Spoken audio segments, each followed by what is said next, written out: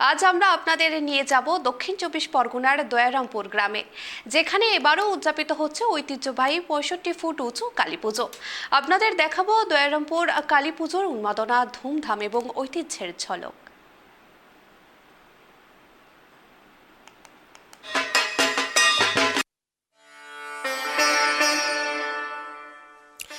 দক্ষিণ চব্বিশ পরগনার ছোট্ট গ্রাম দয়রামপুর। এই গ্রামটি শুধু তার প্রাকৃতিক সৌন্দর্য বা শান্ত পরিবেশের জন্য নয়, বরং এখানকার কালী পুজোর জন্যও বিখ্যাত। গ্রামটি প্রতিবার কালী পুজোর সময় পরিণত হয় মানুষের ঢল এবং আনন্দের মিলন ক্ষেত্রে। দয়রামপুরের কালী পুজোর শুরু হয় ইংরেজ শাসনের শেষ সময় ১৩৫২ বঙ্গাব্দে, অর্থাৎ ১৯৪৫ সালে। তখন ব্রিটিশ শাসন দেশে বিদ্যমান। স্থানীয়রা একত্রিত হয়ে মাটির কালী প্রতিমা তৈরি করার সিদ্ধান্ত নেন। সেই সময় প্রতিমার উচ্চতা ছিল ১৬ হাত। নিরঞ্জন সহ পূজার অনুষ্ঠান অত্যন্ত ধুমধামে সম্পন্ন হতো। কিন্তু পরবর্তীতে বিদ্যুৎ ও টেলিফোনের তারের কারণে প্রতিমার বিসর্জনের সময় সমস্যা দেখা দিলে গ্রামবাসীরা প্রতিমার উচ্চতা কমিয়ে করেন ১৪ হাত। বর্তমানে এই প্রতিমার জন্য স্থায়ী মন্দির নির্মিত হয়েছে।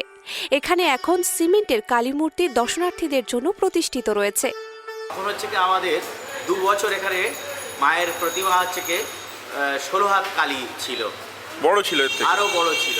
এটা হচ্ছে কি আমাদের গ্রামের ভিতরে একটা বড় পুকুর আছে, ওখানে গিয়ে আগে বিসর্জন হতো। ঠাকুর তখন আমাদের এখানে স্থায়ীভাবে থাকতো না। ঠাকুর এই পুজোর সময় উঠতো, তারপরে পুজোর ১ সপ্তাহ ১০ দিন অনুষ্ঠান হতো। অনুষ্ঠানের হওয়ার পর আমাদের হচ্ছে কি বড় পুকুরে গিয়ে বিসর্জন হয়ে যেত। কিন্তু এত বড় প্রতিমা নিয়ে যাওয়া অসুবিধা, এবং পরবর্তী সময়ে ইলেকট্রিকের তার, টেলিফোনের তার থাকার জন্য এত বড় প্রতিমা আমরা আর বিসর্জন করতে পারি না, অসুবিধা হয়। তারপরে আমরা এখানে স্থায়ী মূর্তির চিন্তা ভাবনা করি, মন্দিরের চিন্তা। বিগত দিনে ব্রিটিশ রাজত্বে আমাদের যারা পূর্বপুরুষরা ছিলেন তারা হচ্ছে এখানে মায়ের আদেশ দিয়ে এখানে মন্দির প্রতিষ্ঠা করেছিলেন। তখন হচ্ছে যে মাটির মূর্তি এবং বাঁশের খড় দিয়ে হচ্ছে যে মণ্ডপ তৈরি হতো। আস্তে আস্তে লক্ষ লক্ষ ভক্তের সমাগমে আমাদের এই মন্দিরটা হচ্ছে পাকা এবং মূর্তিও হচ্ছে কংক্রিটের তৈরি হয়েছে।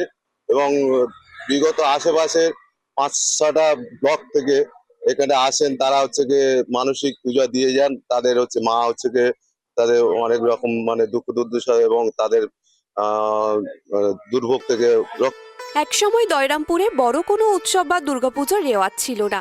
গ্রামবাসীদের কেবলমাত্র দূরের গ্রামে গিয়ে কালী প্রতিমা দর্শনের সুযোগ হতো।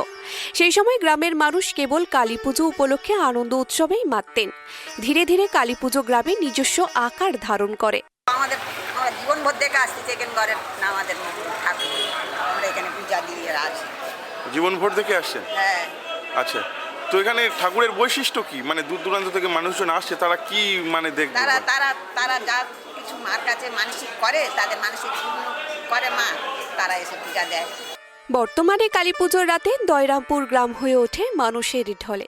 প্রায় ৬ থেকে ৭ হাজার মানুষ প্রতিবার এখানে ভিড় জমান। প্রতিমার গায়ে নতুন রঙের প্রলেপ এবং অলংকার পরানো হয় এবং অন্নভোগ বিতরণের ব্যবস্থা থাকে। পুজোর ধুমধাম এমন যে দূরের গ্রামের মানুষ এটি দেখার জন্য আসে। মন্দির কমিটির সদস্যরা যেমন যাদবপুরকাইত তরুণ পাড়ুয়ারা জানিয়েছেন যে এই বছরও অনুষ্ঠান হবে গত বছরের মতন ধুমধামে। তারা সকলকে কালী প্রতিমা দর্শনে আসার জন্য আহ্বান জানিয়েছেন।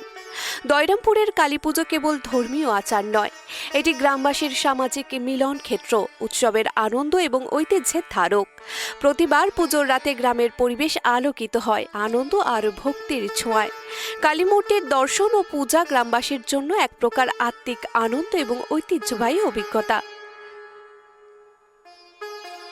গোপাল শীলের রিপোর্ট, KTV বাংলা।